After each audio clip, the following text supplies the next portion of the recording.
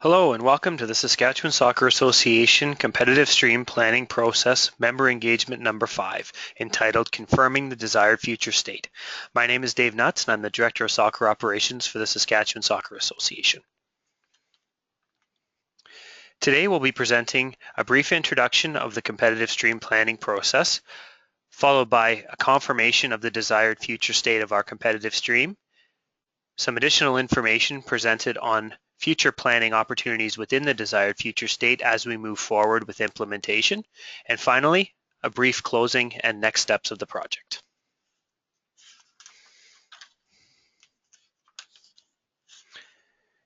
As a summary of our member engagement to date, it's been very well received and very positive. At the onset of this project, 19 target member organizations and entities were identified, those that traditionally participate within the competitive stream, as well as those that were identified as having the potential to join the competitive stream in the future. Of those 19 groups, 18 have been engaged throughout this process at the various stages, including participation in completion of the competitive structure information survey, competition scorecard, as well as follow-up meetings to discuss the information that was provided within those structures. From there, 3 sets of webinars have occurred, with 16 of 18 enjoying webinar number 1, 15 of 18 joining us for webinar number 4, and 14 of 18 joining the recently completed webinars number 5, of which this is the information. As well, clean copies of each one of those webinars have been posted on the SSA website for those who were unable to join in so that they can be viewed at their leisure. Overall, the engagement level has been outstanding. We would like to take this opportunity to thank representatives from our member organizations and entities for their times and contributions to this project. Certainly the plan would not nearly be as strong without those contributions and an understanding of what our member organizations and entities want from their competitive stream experience.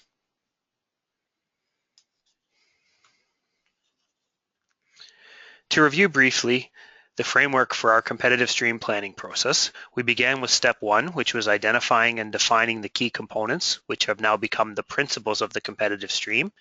Step number 2, analyzing the competition system and identifying issues. Step number 3, developing solutions and alternatives. Step 4, making a decision on the direction. And finally, step 5, monitoring and assessing.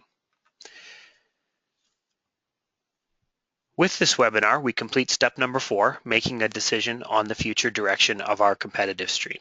It should be noted, though, that there is much work to be done between the completion of step number 4 and the beginning of step number 5. During that phase, we will continue planning and begin the implementation process. As has already been presented, in many ways, the work is just beginning as we continue to plan our competitive stream for full implementation during the summer of 2017.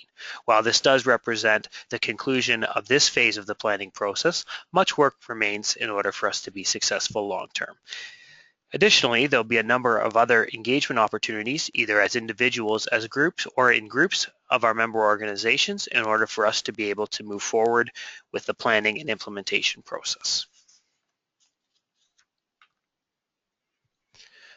A key aspect of this webinar is framing the desired future state. So please allow me now to present information that's been gathered over the past 6 to 8 months as we prepared to create our desired future state. Firstly, it's important that we revisit our competitive stream principles. Essentially, this is what we're trying to achieve with our new competitive stream. The first principle, clear participant pathway, ensures that all participants have a clear understanding of the competitive stream participant pathway, including stream and program entry, transition and exit points, individual and team performance standards and opportunities, progression within the stream, and transition between streams. Secondly, it's important that participants have quality support, and what we look at there is that they have access to the necessary resources to support the achievement of their soccer goals within the competitive stream. This would include such items as coaching, training opportunities, officiating, sport medicine and science, technology, sport administration and management, facilities, and equipment. It's also essential that our competition is suitably structured, developmentally appropriate, and meaningful. What we look for here is that the competition is appropriately structured, in that the format makes sense for what we're trying to achieve. It's modified to align to the developmental needs of the participants, and it leads to results that are not predictable and relatively close, reinforcing the belief amongst participants that they have a chance to succeed, which is the meaningfulness of that competition. Additionally, it's important that we continue to ensure that our competitive stream promotes positive sporting values and that the lives of participants are enriched by fostering a safe and positive competitive environment which creates a sense of belonging focused on fun, respect, inclusion, and fair and ethical participation. And finally, it's important that we manage barriers to participation. Participants and stakeholders are educated about and understand the competitive stream, which supports accessible opportunities for any participant with the necessary commitment and desire through the management of barriers to participation. In particular, what we've looked at over the course of our planning process is ensuring that programming within the competitive stream is accessible from a financial perspective and limits the amount of travel necessary in order to participate.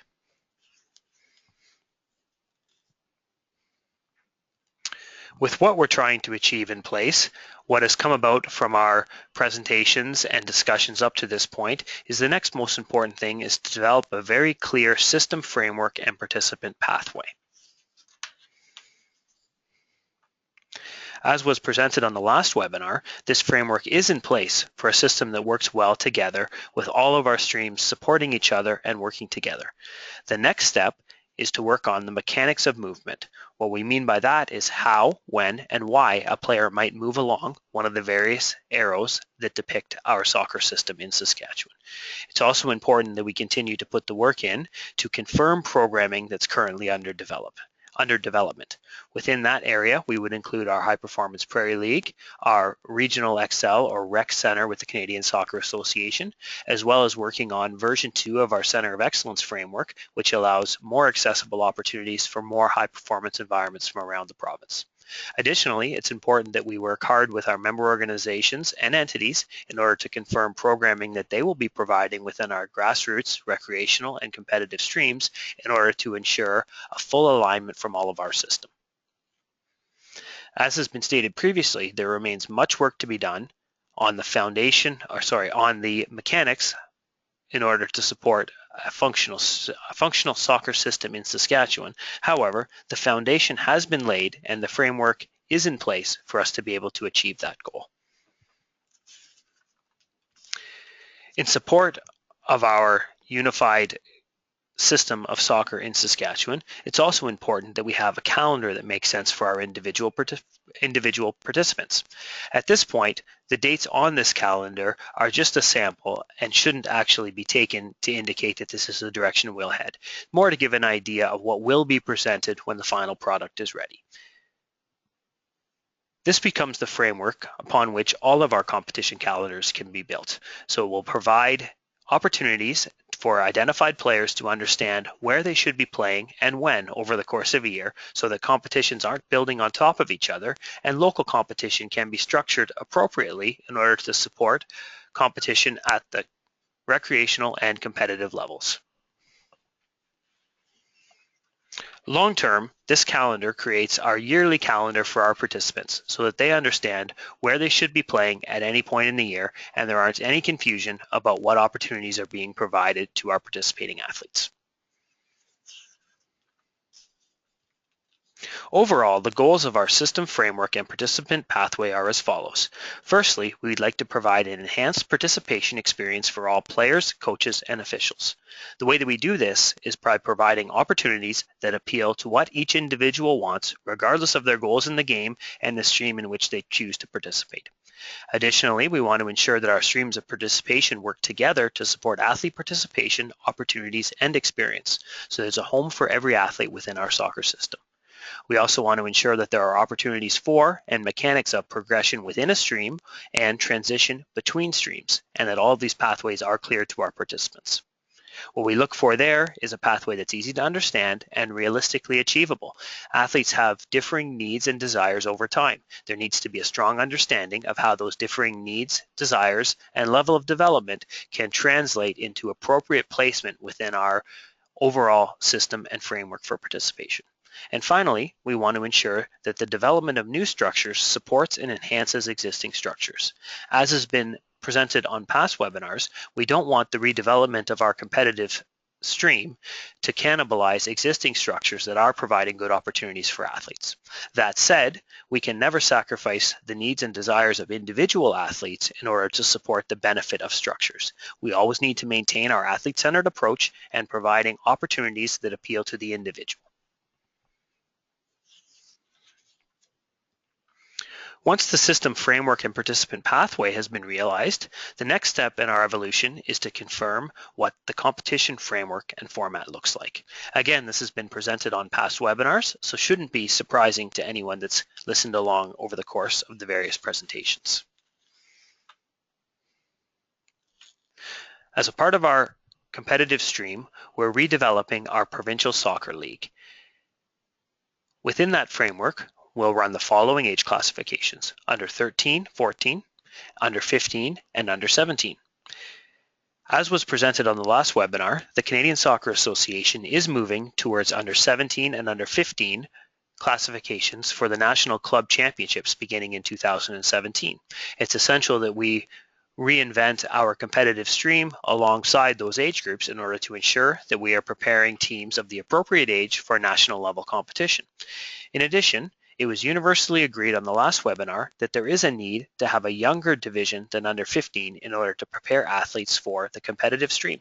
It gives them that learning experience at the competitive level in an 11-a-side environment prior to putting them in a position where they need to play in games that lead to a playoff and ultimately a national competition. This can also serve as a testing ground for our maturational-based classification, which it is hoped will become more prevalent in the future, as it is one of the pillars of the long-term player development model. Athletes are placed based on their maturation rather than their chronological age. As the under 13-14 classification doesn't qualify to a national championship, it does provide us with a little more flexibility to be able to run competitions that are maturationally aligned rather than chronologically.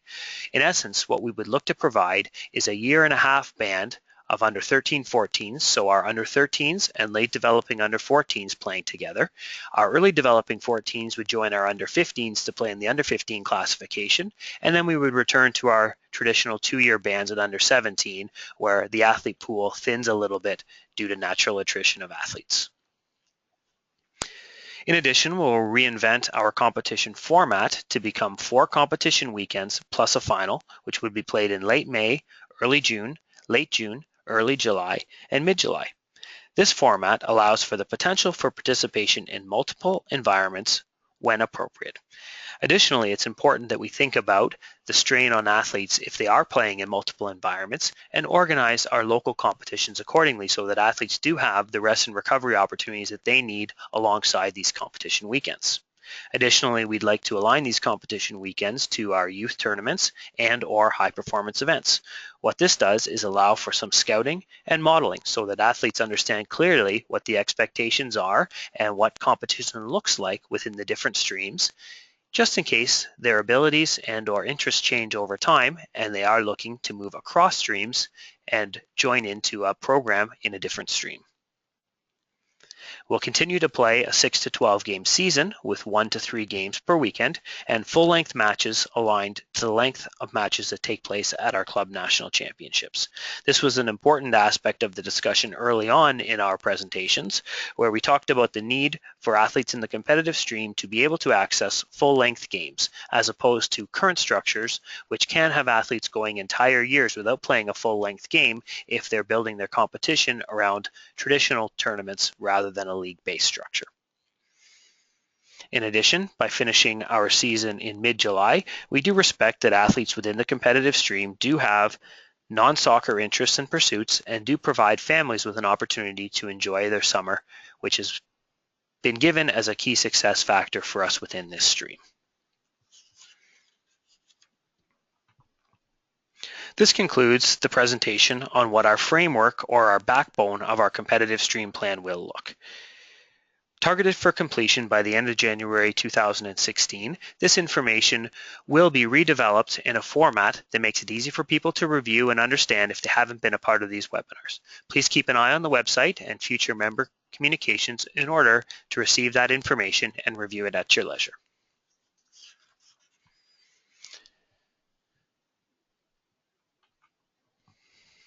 Continuing the planning and implementation process, it's important to understand what's upcoming from January 2016 all the way up to April 2017, where we envision having our full implementation of our competitive stream.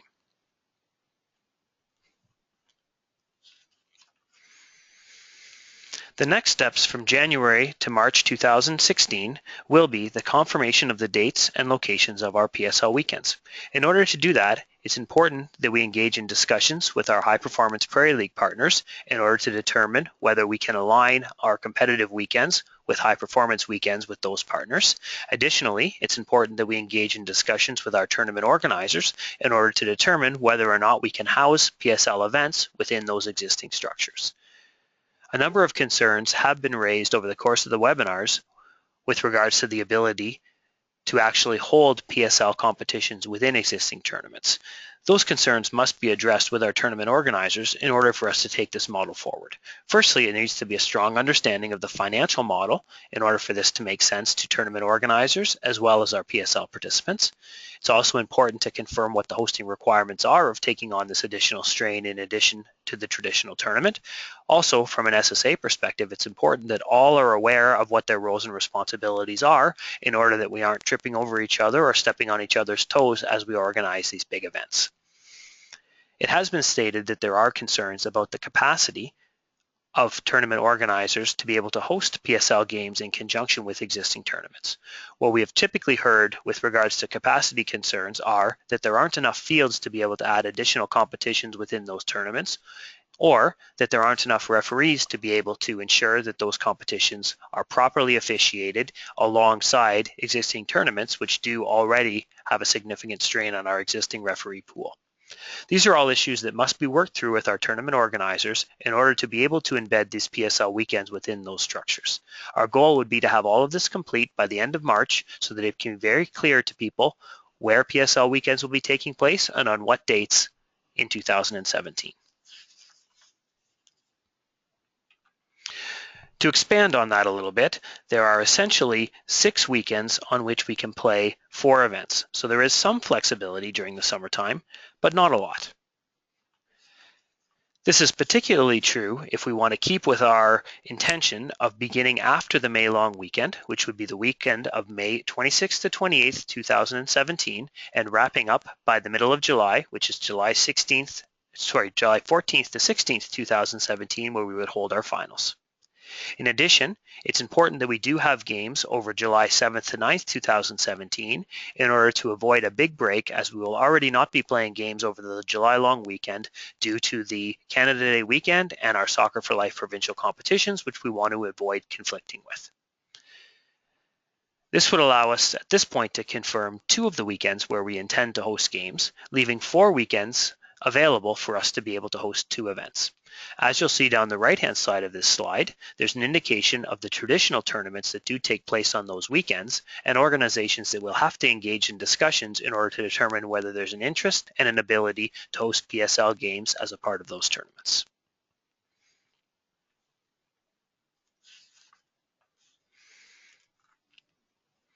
In addition, by the end of March, it's very important for us to be able to determine how many teams it would be appropriate to house within each age classification in a province the size of Saskatchewan.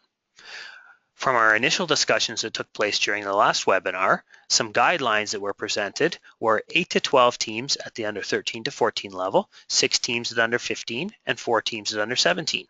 These are by no means final numbers and just meant to stimulate some discussion. We hope by the end of March to have the opportunity to meet with our various stakeholders and target member organizations and entities to understand their ability to put teams together in the short and longer term to be able to determine what an appropriate mix of teams might be, maintaining our need to ensure that we create meaningful competition within this league. Once it's confirmed how many teams there are, it's important that we address how teams are formed. There are many different ways that we can go about doing that. Anything from having a franchise or bid opportunity to partnerships to geographic relationships or existing working relationships that might allow us to work together to form teams. While there are many different ways that this can be achieved, it's important for us to explore and discuss what the best way would be for the Saskatchewan soccer community moving forward. Once it is determined who will form teams, it needs to be clear how an individual who is interested in participating will receive that opportunity. So we have a number of teams that will be set. We have organizations that will house those teams. And from there, we need to populate those teams with individuals. Again, there are many different things to consider as we move through this, including the need to have boundaries or remove those and have a more open system where individual athletes are given the opportunity to try out for any team that they deem fit. We can also look at existing working relationships as a way to manage the opportunities available to individuals to try out for teams. But overall, our goal in organizing our teams is threefold. Firstly, how many teams is an appropriate number? Second of all, how do we form those teams? And third of all, how are those teams accessed by individuals?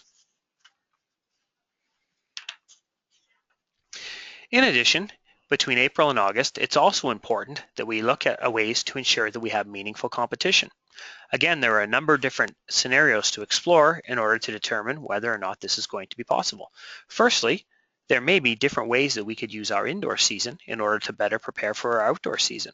We do hold an 8-a-side provincial championship in March every year. Perhaps this competition could be used differently in order to determine the level of play that we may see in the summer from our provincial soccer league teams.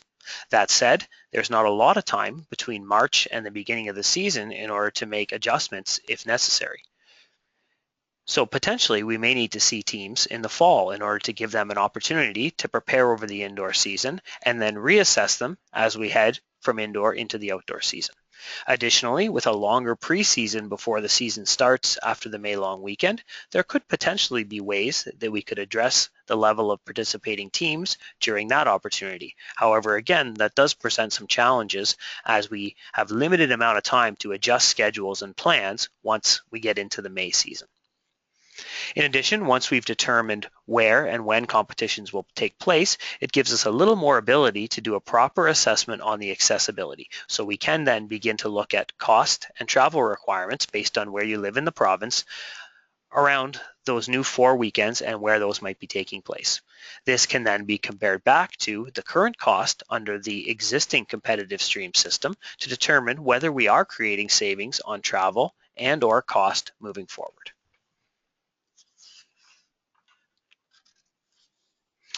Once the specifics on our competitive framework have been established, the where and the when of our competitions, it's important that we continue to build the supports that we've discussed as being essential to the success of this stream.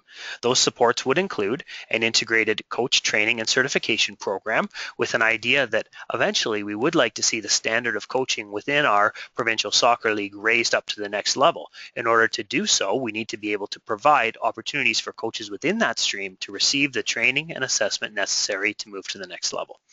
Additionally, we would like to raise the standard of officiating within our leagues, so to be able to provide integrated referee development opportunities within our competitive stream is also essential. We've also discussed the need to be able to expose and support our athletes with sports medicine and science initiatives, as well as technology. We also need to have more inclusive rules that are reworked in order to establish rules that work for our new competition format. And finally, it's important that we have measurable outputs and outcomes for both individuals and teams, as has been presented in past webinars, where we want to move beyond just the score of the game as an assessment of how we're doing, either as a team or an individual, within our competitive stream framework. All of these items should be in place prior to the full launch of our new competitive stream for the summer of 2017, with some of the areas being of greater urgency than others, which would be taken on a little bit earlier in this process. For example, it's important that everyone participating with the stream understands the rules of the competition, so that would be one of the priorities within the time frame listed. Some of the other things, such as technology support, may not be quite so pressing, as it has less of an impact on an understanding of the individuals who will be a part of the system, what they're getting themselves into.